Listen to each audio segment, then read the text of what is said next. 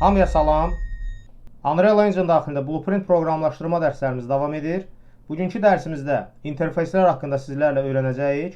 Ümumiyyətcə, mühərrik daxilində interfeyslərin işləmə prinsipini və niyə görə müxtəlif klasslar arasında əlaqəni təmin etmək üçün məhz interfeyslərdən istifadə etməli olacağımızı öyrənəcəyik. Dediyimiz kimi, interfeyslər ümumiyyətcə mühərrik daxilində bir klass daxilindən istənilən n sayda klass daxilinə məlumat ötürmək üçün istifadə olunan xüsusi bir funksionallıqdır və klasslar arasında kommunikasiyanı, yəni əlaqəni təmin etmək üçün istifadə olunan, mən deyərdim, ən ideal rabitə vasitəsidir. Bundan əlavə, mühərrik daxilində sizlərlə klasslar arasında əlaqəni təmin etmək üçün cast-to və digər funksionallıqlardan istifadə etmişdik. Lakin bugün öyrənəcəyimiz interfeyslər isə dediyimiz kimi bu əlaqəni təmin etmək üçün ən ideal funksionallıq sayılır.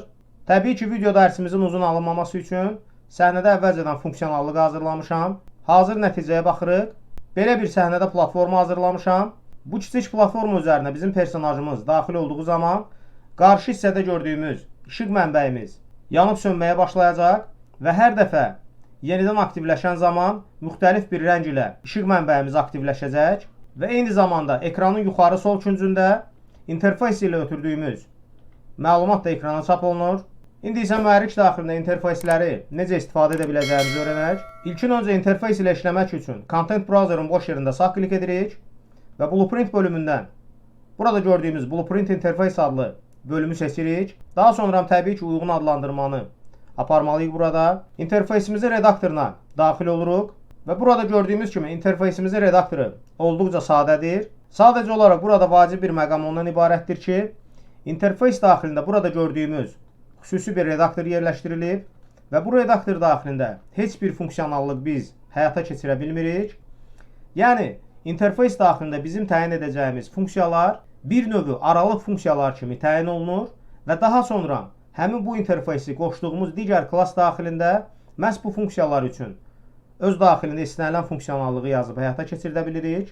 Və redaktorun bu hissəsində də gördüyümüz kimi burada read-only yazısı bizə bu interfeys daxilində heç bir funksionallığı yaza bilməyəcəyimizdən xəbər verir. Daha sonra interfeys daxilində işləmək üçün mütləq şəkildə My Blueprint bölümündən Add bölümünə klik edirik və hər dəfə burada Function bölümünü seçdiyimiz zaman interfeys daxilinə yeni bir funksiya əlavə etmiş oluruq. Məhz bu funksiyaları digər bu interfeysi qoşduğumuz klass daxilində funksionallığın yazıb istifadə edə bilirik. Funksiyalarımızı bu hissəyə əlavə etdikdən sonra təbii ki, istənilən sayda buraya funksiyalar əlavə edib istifadə edə bilərik.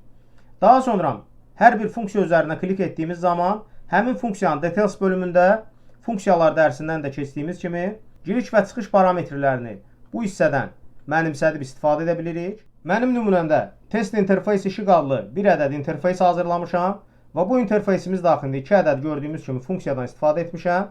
Funksiyamızı müvafiq olaraq burada adlandırmışam. Daha sonra hər bir funksiyamız üçün giriş və çıxış parametrlərini bu şəkildə mənimsədmişəm və təbii ki, hər bir parametri uyğun olaraq adlandırmaq tələb olunur. Hər iki funksiyamızı bu şəkildə təyin etdikdən sonra alınan nəticələri save edirik və artıq interfeysimizi bağlaya bilərik. Daha sonra səhnədə platformanı hazırlamaq üçün bir ədəd actor tipində belə bir klass hazırlamışam və bu klass daxilində adi bir plane komponent və bu plane komponentin üzərinə bir ədəd box trigger yerləşdirmişəm.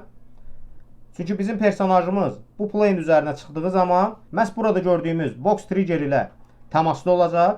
Daha sonra Event Graph bölümünə keçid edirik. Burada yazacağımız məntiq kod bundan ibarət olacaq ki, biz interfeys daxilində təyin etdiyimiz funksiyaları burada əvvəlcə çağırmalıyıq, təbii ki, funksiya şəklində və daha sonra hansı klass daxilində məlumat ötürmək istəyiriksə, məhz həmin klass daxilində həmin interfeysimizi qoşub istifadə edəcəyik.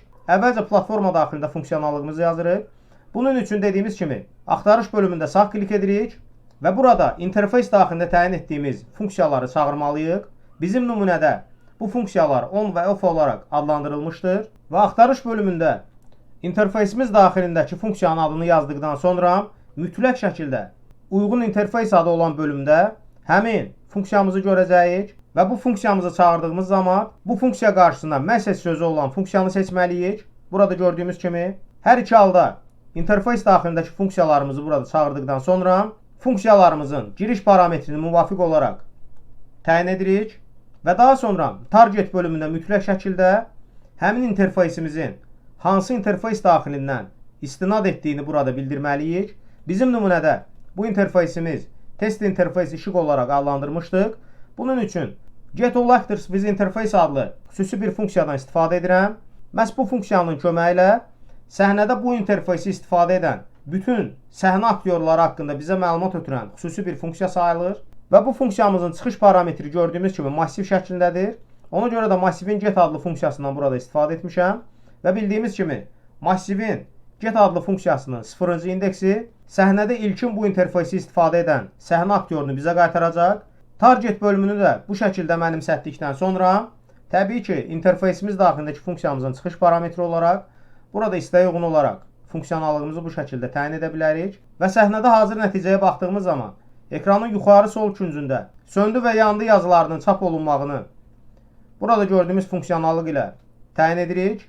Bu şəkildə öz platformamız daxilində funksiyonallığımızı bu şəkildə təyin etdikdən sonra alınan nəticələri compile və save edirik. Keçid edirik. Həmin bu interfeys ilə məlumat ötürəcəyimiz klass daxilinə bizim nümunədə yaşıl işıq adlı belə bir actor tipli klassdan istifadə etmişəm və bu klass daxilində işə başlamamışdan öncə class setting adlı bu bölümü seçirik və daha sonra implemented interface adlı bu bölümdən add bölümə klik edirik və burada öz təyin etdiyimiz interfeysimizi bu bölümdən seçməliyik. İnterfeysimizi bu klassımıza mənimsətdikdən sonra alınan nəticələri compile edirik və artıq My Blueprint bölümündə xüsusi interfeys adlı yeni bir bölümün əmələ gəldiyini görürük və bu bölüm daxilində bizim interfeysimiz daxilində təyin etdiyimiz hər iki funksiyanın burada artıq mövcud olduğunu görürük və hər bir bu funksiyamızın üzərinə 2 dəfə klik etməklə müvafiq həmin funksiya daxilinə keçid etmiş oluruq və dediyimiz kimi interfeys daxilində təyin etdiyimiz bu funksiyaları İstənilən klass daxilində bu interfeysimizi qoşmaqla burada gördüyümüz kimi funksiyonallığımızı həyata keçirdə bilirik. Bizim nümunədə burada gördüyümüz işıq mənbəyini bu funksiyaların köməyi ilə manipulyasiya edirik. Bunun üçün sadəcə olaraq işıq mənbəyimizdən referensimizi götürürük və daha sonra öz işıq mənbəyimizin intensivliyini 10 adlı funksiya daxilində artırırıq. Növbəti olaraq hər dəfə işıq mənbəyimiz aktiv olan zaman müxtəlif rəng salarlarına boyanması üçün belə bir funksiyonallıqdan istifadə edirik. Burada təbii ki, massivdən istifadə edirik və massivimizin default dəyəri olaraq burada gördüyümüz kimi 12 ədəd element əlavə etmişəm müxtəlif rənglərdə və bu massivimizin daxilindən get adlı funksiyanın köməyi ilə random integer in range adlı xüsusi bir funksiyanı çağırırıq və burada təsadüflüyü təmin edirik. Min və max diapazonumuzu isə burada gördüyümüz kimi öz massivimiz daxilindəki element sayına uyğun olaraq burada təyin edirik bu şəkildə. Və daha sonra set light color adlı xüsusi bir funksiyanın köməyi ilə təbii ki, target bölümündə həmin işığımızdan referensi verməliyik. Get adlı funksiyanın çıxış parametrini new light color adlı parametri mənimsədirik və bununla da 10 adlı funksiyamızı tamamlayırıq. Keçid edirik off adlı funksiyamızın daxilinə. Burada isə sadəcə olaraq işıq mənbəyini deaktiv edəcəyik. Bunun üçün yenidən point light'ımızdan referensimizi götürürük və set intensity adlı funksiyanın köməyi ilə new intensity adlı parametrimizi bu şəkildə sıfıra gətiririk və bununla da hər dəfə bu funksiyaya müraciət etdiyimiz zaman bizim işığımız deaktiv olacaq. Alınan nəticələri compile və save edirik və səhnədə yenidən hazır nəticəyə baxırıq. Bizim personajımız qarşıda olan platforma üzərinə çıxdığı zaman işıq mənbəyimiz aktivləşir və eyni zamanda müxtəlif bir rəngə boyanır. Bu platforma üzərindən düşdüyü zaman işıq mənbəyimiz gördüyümüz kimi deaktiv olur və hər dəfə bu funksiyonallıq haqqında ekranın yuxarı sol küncündə məlumat çap edirik. Bütün bu fərqli əməliyyatları isə yalnız və yalnız bir ədəd interfeysin köməyi ilə həyata keçiririk. Bununla da mühərrik daxilində interfeyslərin işləmə prinsipini ətraflı şəkildə sizlərə izah etdim.